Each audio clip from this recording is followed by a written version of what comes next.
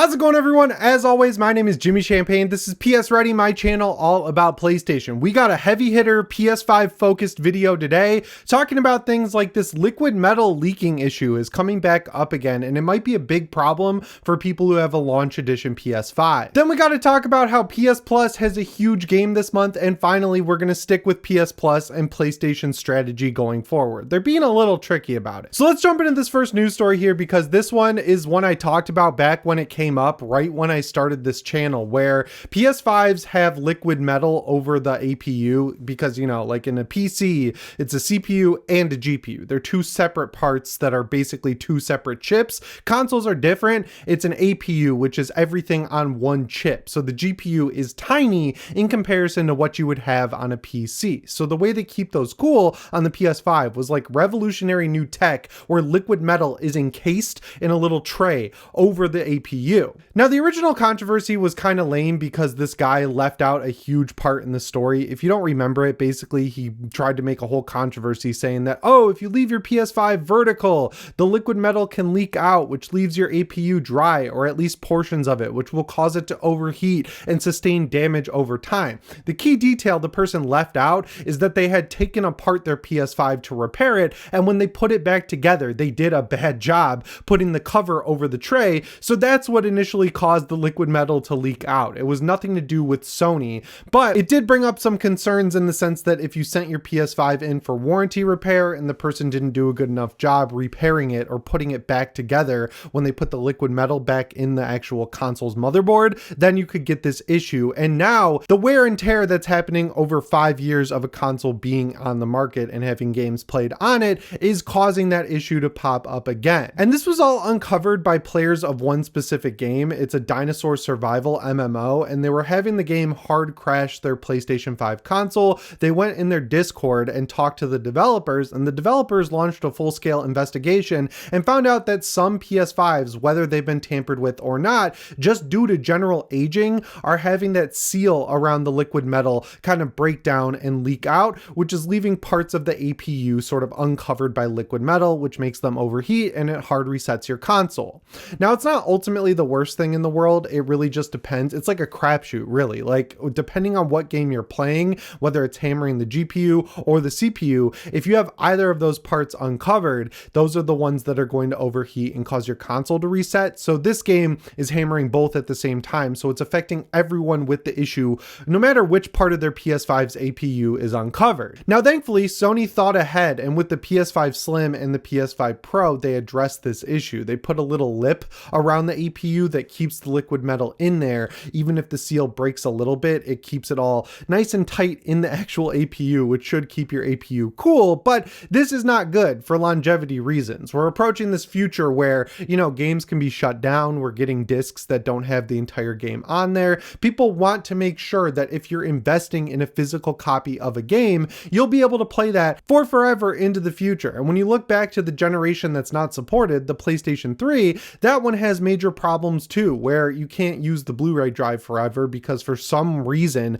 the laser that Sony used in the launch PS3 specifically likes to break down and cause the yellow light of death. Now, thankfully, if you've still got a PS3 kicking around, if you do get the yellow light of death, it's fine because you can just download games from the PlayStation Store, but anything that kind of encroaches on the ability to play physical games is not good, because here we are in the PS5 generation, and the only way to play PS3 games on the PS5 is to stream them from the cloud, which is less than suboptimal. It's just bad all around. Now, out of the people who are playing this game, the issue is affecting 2 to 3% of people, so it's like within the tolerated variance of console manufacturing, where like, yeah, there are some duds out there. And honestly, I think if you look at the PlayStation 5 as a whole compared to the, you know, quality of manufacturing you got in the PS3 and PS4 generation, it is a massive step up. And I don't think this issue is near widespread enough to be something that people really genuinely freak out about. There's nothing you can really do to check it, but,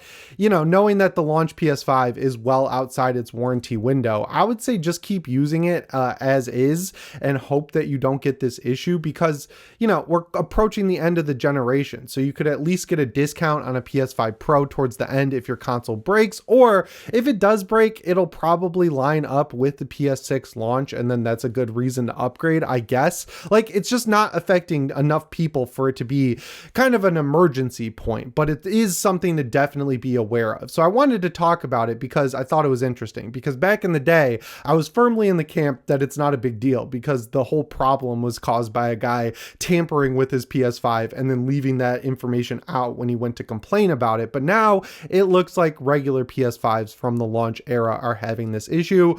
The amount of games that overheat the PS5 is weirdly more than other generations. It's stuff like Final Fantasy 16 and fighting games played for long sessions in hot rooms. But the amount of variables that you need to line up for it to actually cause any issues probably wouldn't be put into place by the average user. Like, I play a lot of games on my PS5 and my Pro and my PC, and I've never had any issues like this. So like, I'm a power user and I've had literally no issues with my launch PS5 outside of the Wi-Fi being wonky. So yeah, I don't think it's the biggest deal in the world. I just thought it was interesting and maybe you'd want to hear about it. So yeah, if you see people fear mongering over your PS5's liquid metal causing it to explode and burn your house down, don't believe it. It's not that big of a deal. But if you do find games overheating, you might want to contact Sony, because if you give them articles that talk about this issue, they'll be way more likely to replace the console for free or at least repair it, which is good because these things are well outside of warranty. The second thing I want to cover on the list today is the July games for PlayStation Plus, because they're really good. So the first big one is Diablo 4. This is a good game, I would say.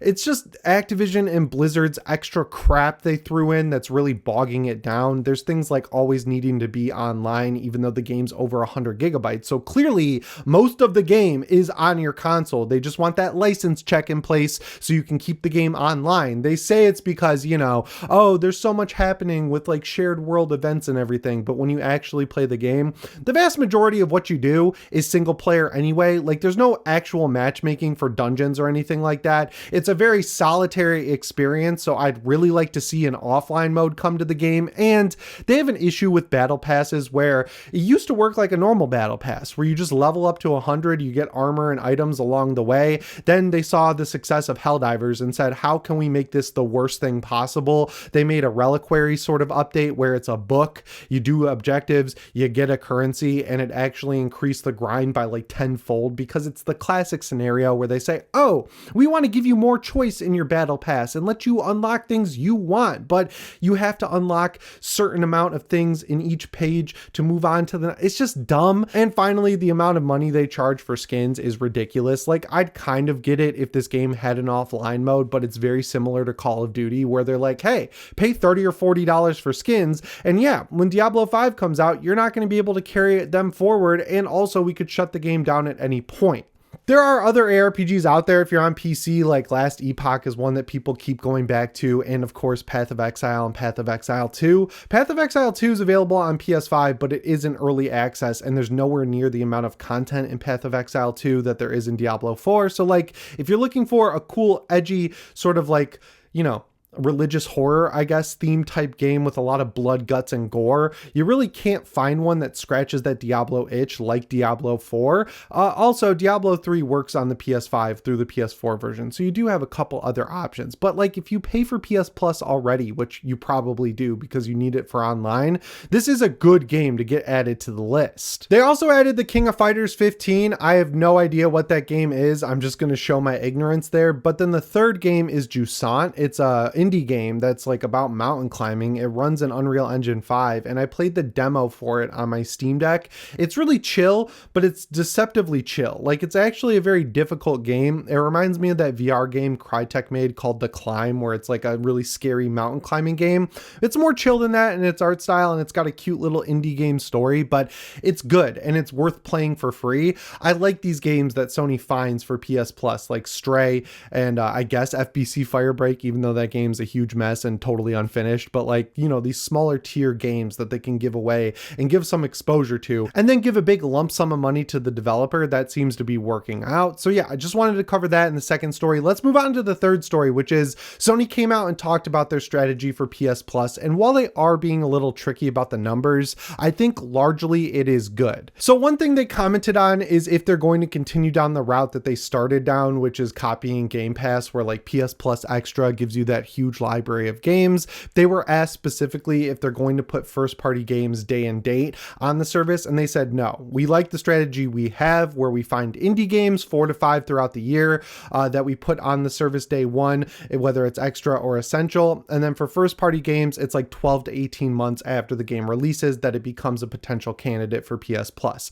I think that's good. We have seen data time and time again that not only does Game Pass encourage people to not buy games, it also encourages people to try games for 2 seconds and then delete them from their console. The investment that you make when you buy a game causes you to want to play it because you spent more money on it. You want to get your money's worth, and a lot of games get better after their tutorial opens up, because like if you play a lot of games, the tutorial often feels like baby mode and it doesn't actually advertise in the right way what the game is really about. So if you just put that little bit more time into an actual game to get to the actual game, you'll like it more and probably play more of the game. And that should be the goal, right? Like, I don't need Netflix for games, where Netflix makes a bunch of slop crap in like 50 million different genres. But if you really boil it down, I mean, every Netflix movie or TV show plays out exactly the same. They're rushed. They're trying to just capture very specific people. They don't really serve any real audience outside of just keeping you glued to your TV. Like, Netflix is making stuff now that's made to be watched while you're on your phone. So like, they'll have actors repeat lines 50 times over, or if something happens that you miss because you're watching your phone instead of the TV, they'll have the actor narrate what just happened. That is the path you go down with subscription services. Like, that's how you get boring games that only put their money into hooking you in the intro to keep you engaged and playing forever, and then you get bored and move on and the actual quality suffers. So like, Sony's strategy of not putting games on the service day one, I think is good, because doing that devalues the game and the hard work that the developers put in. And specifically with Sony games, where they actually finish their games and make fun products that are worth engaging with, I don't want that experience cheapened in any way. So I think it's nice to see that Sony is backing off from Xbox's stupidity of trying new things without actually investing time into researching the potential fallout effects from doing so. And on top of that, they said while they're launching indie games and smaller titles at a pace of around 4 to 5 per year, they see a lot of success with that, where people actually put time into the games, which is good. And they say that 4 to 5 is how it works now, because that's about how many they can find. So I think what they're doing, calling out developers to say, hey, we want to work with you. We want to have more games available day one on Essential and Extra. We are willing to give you money to make these games better so that they show up and do good things in this service when they are launched into it. I mean, that's a no-brainer for a smaller dev, right? Like, you can still sell the game full price on Steam. There's no way to interact with Game Pass or PS Plus on Steam outside of logging into the game if it has Xbox or PlayStation services. So you have a big storefront where people have not been trained to play games through subscription services, and you can get your game over the finish line or add in that extra feature that you just don't have enough money for with the lump sum you get from PlayStation Plus. Now, the weirdness comes from the fact that they say they're happy with it, but they don't share numbers. That's a little tricky, because clearly, I mean, both services, Xbox Game Pass and PS Plus, have stagnated. I think PS Plus does a little bit better because it's required to interact with online. So of course, you're going to get a big group of people who just subscribe to Essential just to get the online services. I'd love to know the numbers on how many people subscribe to Extra and never even add the free games to their account. I'm in that group just because if I want to play something, I buy it day one. Like, that's just how I work. I don't need to wait for a subscription service like PS Plus to have it to begin with. But, you know, there are some games that I have played through PS Plus because it's an indie game that I'm interested in, and I could buy it on Steam, but then I see it runs bad on the Steam Deck and it's free on PS Plus. May as well grab it there. FBC Firebreak is a good example of that, despite not really liking the game. If Jake didn't give me a key for it to help him out with this video, I totally would have just played it through PS Plus, because, you know, after seeing the reviews, seeing the mixed reception on Steam, I don't think the game justifies a $40 buy-in, especially when you can get it for free on Xbox or on PlayStation. That would just feel stupid to buy it. So there is a good example of a use case where PS Plus comes in handy. But yeah, anyway, guys, that's all I've got for you in this weekend update. As always, my name is Jimmy Champagne. I'll see you in the next one. Thanks for watching, and shape on.